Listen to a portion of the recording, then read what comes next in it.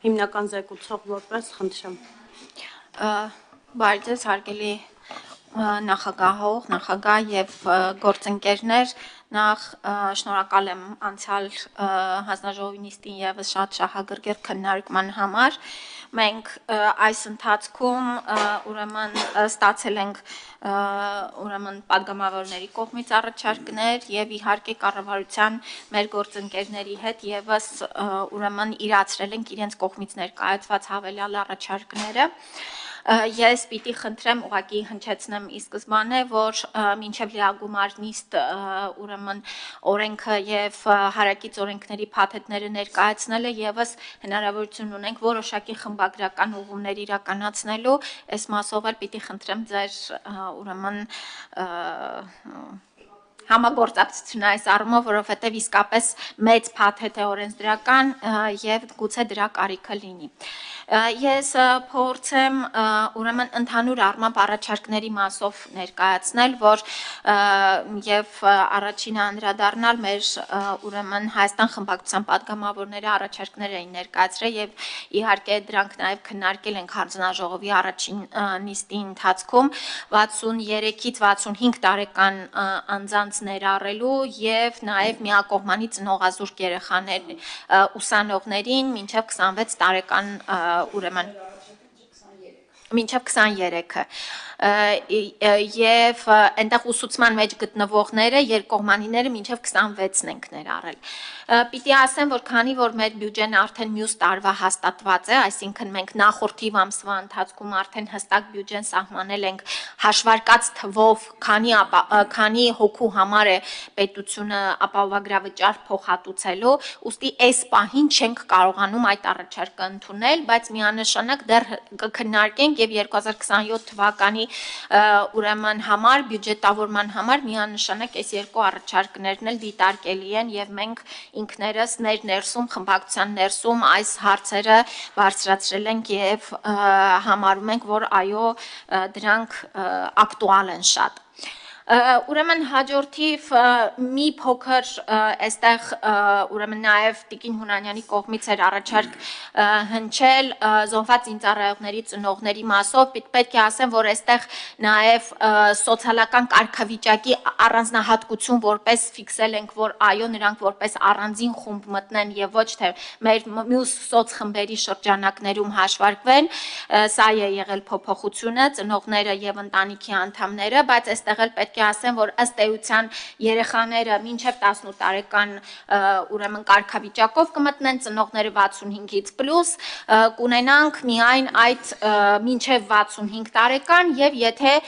կին ամուսին ունենք այս անձինք եւս կներառվեն պետության կողմից ապահովագրվողների ուրեմն խմբում։ Պիտի նշեմ, որ այստեղ ուրեմն որոշակի փոփոխություններ են իրականացվել գործատուների կողմից հաշվարկման եւ հաշվետվությունների ներկայացման մասով, պիտի ասեմ, որ մեզ համար 2026 թիմը անցումային տարի է եւ մեր բոլոր այս ուրեմն տարվա ընթացքում նաեւ մեկնարկին համահունչ բոլոր առանձնահատկությունները ուրեմն օրենքով չկարգավորված եւ այս պահին ի հայտ եկած խնդիրների մասով մենք ժամկետներ ենք դրել հենց օրենքի մեջ, որ մինչև 6 ամիս ժամկետում մենք պետք է առաջարկներով հանդես գանք մեր առաջնակի մոնիտորինգի արդյունքում օրենսդրական փաթեթի մեջ որոշակի փոփոխություններ իրականացնելու։ Ես այստեղ էլ ուզում եմ ասել, որ քանի որ սա նոր համակարգ է, միանշանակ առաջանալու են հարցեր, խնդիրներ, հավելյալ կարգավորման անհրաժեշտություններ եւ իրավակիրառ պրակտիկան մեզ թելադրելու է որոշակի օրենսդրական փոփոխություններ, այս մասով էլ ուզում եմ նաեւ հանրությունը տեղյակ լինի եւ ակնկալի, որ առաջիկա ամիսներին եւս մենք ակտիվ բաց քննարկումների մեջ կլինենք եւ հավաքագրելով բոլոր առաջարկները, խնդիրները եւ լուծման տարբերակները հանդես կգանք որոշակի ուղղիչ փոփոխությունների փաթեթով։ Ուրեմն առաջին ըստ էության ամենակարևոր հանգամանքներից եմ ուզում նշել, որ օրենքի ուժի մեջ մտնելու ժամկետի մասով մենք ունենք փոփոխություն, որ այն կմտնի ուժի մեջ ստորագրման հաջորդ օրվանից եւ առաջին հաշվարկային ամիսը ապահովագրավճար վճարողների համար կդիտարկվի նոյեմբեր ամիսը, ինչու ենք վերցրել նոյեմբերը, որովհետեւ ըստ էության դեկտեմբերը աշխատավարձերի եւ պարգևավճարների հավելյալ ուրեմն հաշվարկների առումով շեղող ամիս է եւ դրա համար դիտարկել ենք նոյեմբեր ամիսը, այսինքն օրենքը ուժի մեջ կմտնի դեկտեմբերին ստորագրման հաջորդ օրվանից, որպես հաշվարկային աշխատավարձի բազա կդիտարկվի նոյեմբեր ամիսը, վճարման առաջին ամիսը կլինի հունվար ամիսը, հունվարի մինչև 20-ը, բայց մինչև հունվարի 20-ը հաշվարկը կիրականացի դեկտեմբեր ամսվա հաշվարկի վրա, այսինքն պահումը այդ 300 դրամի կամ մյուս սանդղակների պահումները կիրականացվեն դեկտեմբեր ամսվա աշխատավարձից հունվար ամսվա ընթացքում։ Բայց այստեղ էլ ուզում եմ նշել նաև այս մասով պետությունը եւս կառավարությունը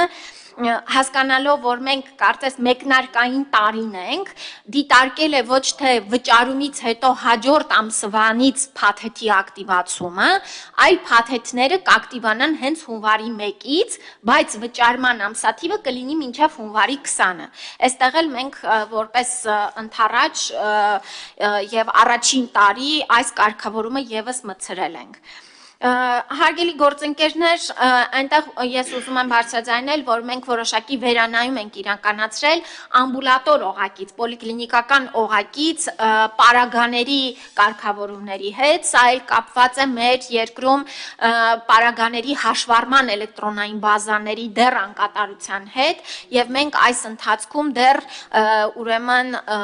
պոլիկլինիկական օղակից պարագաների, սա վերաբերում է ներարկիչներին, ուրեմն նման ապրանքներին, որոնք որ այս ընթացքում դեռ ապահովագրական ուրեմն փաթեթի եւ օրենքի մեջից ձեռնպահ կլինեն կարգավորելու։ Հաջորդ ուրեմն ինչպես ասեցի տարիների համար մենք անպայման կվերադառնանք այս հարցին եւ հետագայում այս մասը եւս կդիտարկվի որպես ապահովագրման փաթեթի հատված։ Երևի թե այսքանը արդեն պատասխանեմ ձեր հարցերին։ Տիկին Ավանեսյան, շնորհակալություն զեկույցի համար, շատ լավ էր, որ անդրադարձակ պարագաների հետ կապված, որովհետև այսպիսի մի մեծ խնդիր առաջացավ, որ կարող է հանկարծ էնդոպրոթեզները, ինչպես նշել էիք, տարբեր ապարատներ, որոնք տեղադրվում են մարդու մարմնի մեջ, դրանք դուրս գան փաթեթից, այնուամենայնիվ դրանք փաթեթից դուրս չեն գալիս եւ ապահովագրական ծառայությունների շրջանակներում դիտարկվում են։ Ես ճիշտն ասած ուզում էի մեր արհմիությունների հարցը բարձրաձայնել Տիկին Ավանեսյան, որովհետև մեզ գրել են արհմիությունները եւ կարդամ հարցը, խնդրեմ դուք պատասխանեք 3 հարցերին։ Համաձայն ՀՀ հարկային օրենսգրքի 156-րդ հոդվածի յուրաքանչյուր տարվա եկամուտների հայտարարագրերը աշխատող ֆիզիկական անձիկ կարող են լրացնել հաջորդ հարկային տարվա մարտի 2-ից մինչև հուլիսի 1-ը։ Այսինքն 2026 թվականի համար հայտարարագիրն աշխատողը կարող է ներկայացնել մինչև 2027 թվականի մարտի 2-ից հետո, այլ ոչ թե հենց 26 թվականին։ 2026 թվականի մարտից աշխատողները կարող են ներկայացնել միայն 25 թվականի հայտարարագրերը։ Ուստի իրենք ուզում են իմանալ այդ 6000 դրամները, որոնք պետք է հետվճար ստանան հայտարարագրերը լրացնելուց հետո, նրանք երբ են կոնկրետ, երբ են ստանալու, երբ վանից են ստանալու։ Մյուս հարցը 63-ից 65 տարեկան քաղաքացիները երբ վանից են մտնելու ապահովագրական համակարգի մեջ եւ երրորդ հարցը ինչպիսի կարգավիճակով են ընդգրկված ուսանողները։ Շնորհակալություն։ Հերթով պատասխանեմ։ Ուրեմն 200-ից 201-ից ինձ հաշվապահները ուղղում են 201-ից 500,000 դրամ ստացող աշխատավարձ ստացող անձանց համար սոցկրեդիտի ձեր կողմից նշված հատվածը, քանի որ մենք հասկանում ենք, որ դժվար է այդ տարի վճարել, հետո հաջորդ տարի հետ ստանալ, այս պատճառով կառավարությունը որոշում է կայացրել, որ նրանց սոցկրեդիտների 6000 դրամը հենց 2026 թվականին ամեն ամսյա տրամաբանությամբ կսուբսիդավորվի։ Այսինքն այս խմբի քաղաքացիները 2026 թվականի իրենց սոցկրեդիտները կստանան հենց 2026 թվականի ընթացքում սուբսիդավորման տրամաբանության մեջ։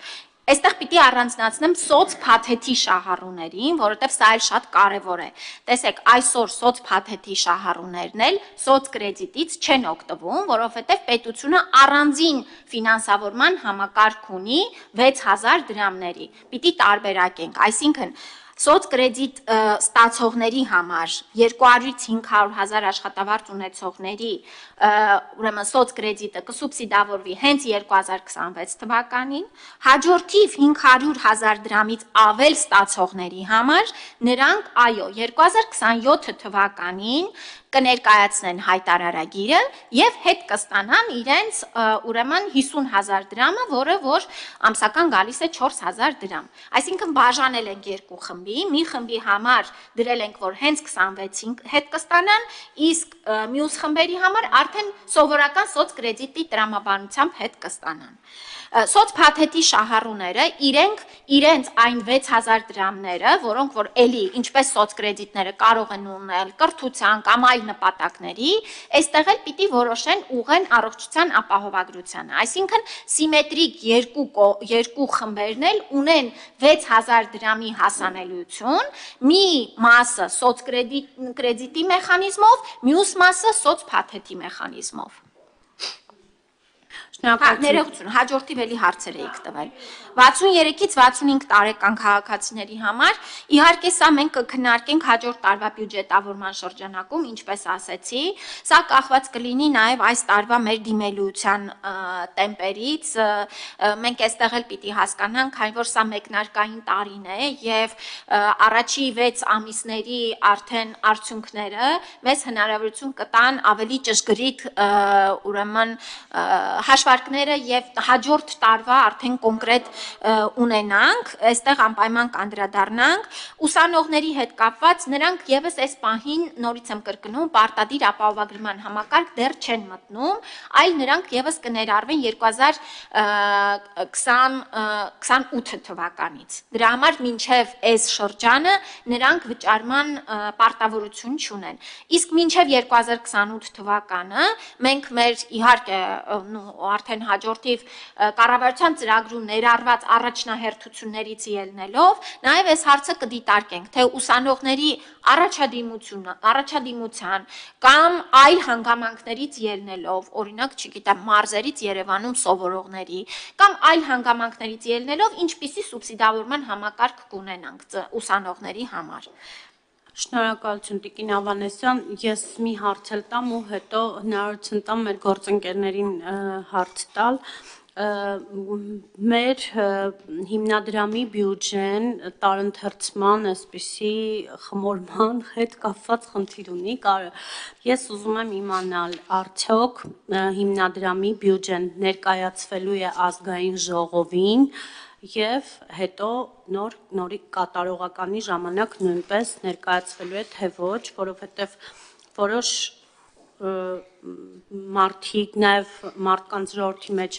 որոշ պատգամավորներ կարծում են, որ բյուջեն չի գալու ազգային ժողով, ուստի ես ձեզ խնդրում եմ մի քիչ ավելի մանրամասն բացատրել բյուջեի հետ կապված հիմնադրամի եւ այսքանով ես եզրափակվեմ։ Ես ուրեմն Հաջան Հա, ուրեմն ես ինչ որ հիմա ասեմ, խոսում ենք արդեն 2027-ի մասին, որովհետև 26-ը արդեն ոնց որ մեկնարկային առաջին տարին է։ 2027 թվականի մայիսին, ուրեմն առողջապահության նախարարը Լիազոր Մարմինը կգա ազգային ժողով, կներկայացնի 2026 թվականին ապահովագրական հիմնադրամի կողմից ստացված մուտքերի, կատարված փոխհատուցումների, ապահովագրական հիմնադրամի բյուջեի, ըստ նաև տողերի վերաբերյալ, եւ հաջորդիվ տարվա 28 թվականի համար կներկայացնի արդյոք ապահովագրավճարի ուրեմն չափը դրույքաչափը մնում է նույնը, փոփոխվում է, փաթեթն է ավելանում եւ այլն։ Այսինքն մենք այս ճկուն մեխանիզմը դրել ենք, որ ազգային ժողովի ուրեմն շրջանակներում ամեն տարի այս հարցը պետք է քննարկվի։ Մայիսին, երբ որ լիազոր մարմինը ներկայացնի այս ամբողջական ինֆորմացիան, արդեն 27 թվականի բյուջեի քննարկման ժամանակ եւս բյուջեի մասին օրենքի շրջանակներում, եթե այնտեղի օրենքի ուրեմն այնտեղի ներկայացման ընթացակարգերում կլինեն որոշակի վերանայումների կարիք, դա էլ կարող ենք անել, որ այո, գալու են նորից բյուջեի քննարկման ժամանակ մանրակրկիտ ներկայացնի, թե հաջորդ տարվա բյուջեի մեջ ինչ խմբեր են ավելանալու, ինչ դրույքաչափ է լինելու, պետության կողմից փոխհատուցման չափը ինչքան է լինելու, պետպատվերի հատվածը ինչքան է լինելու եւ իհարկե այդ բյուջեի որ հատվածն է գնալու ապահովագրական հիմնադրամի ծախսերին։ Այս մասերը, հիմնավորումները եւ բյուջեի քննարկման մեխանիզմում անպայման լինելու են։ Շնորհակալություն Տիկին Ավանեսյան պատասխան